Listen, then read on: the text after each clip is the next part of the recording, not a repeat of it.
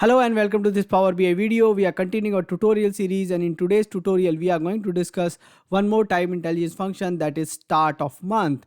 And let's start. Let's go to our date table, and we are going to create a start of month column out here. So what I'm going to do is I'm going to add a new column. I'm going to call it start month,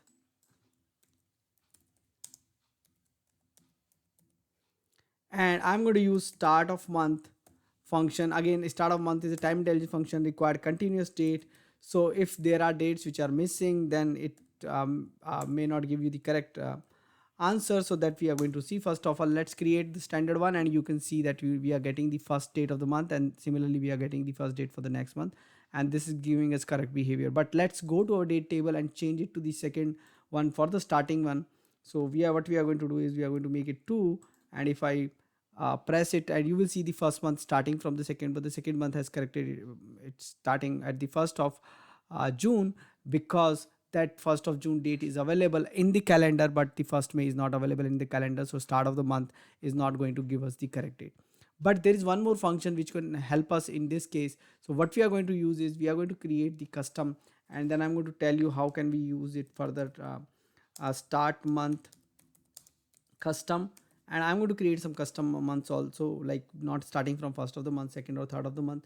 We'll try that out. So we have function which is EO month, and it's not end of month, it is EO month, and it does not require continuous date. So that's the advantage. So I'm going to give a date out here, which is date from this table, and I'm going to make it -1. So what it is going to do is it's going to take me a month back, end date of a month back, which is there, and now I can actually add one day to it to reach the start of the month.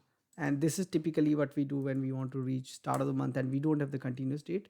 So let's say you have today and you want to know what is the start of the month for this today date. End of the month function can help you. -1 plus 1, this is the month where it's starting. Similarly, end of the month can tell with the 0 where this month is ending.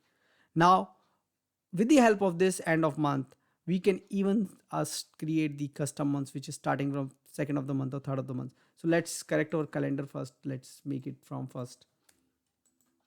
Now what we are going to do is this start of the month, which is actually right now starting from the 1st, we can actually make it start from 3rd.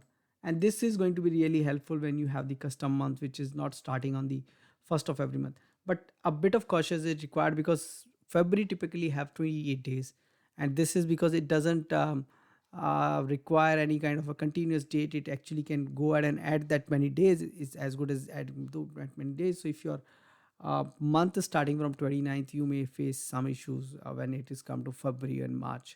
So be careful about that, those things. But otherwise it's pretty useful. EO month you can go ahead and use to find out not only start of the month but end of the month also.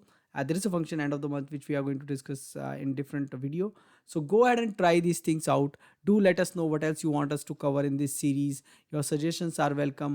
Subscribe to our channel, press the bell icon so that you can get notification for the new videos. Thanks for watching this video. Thank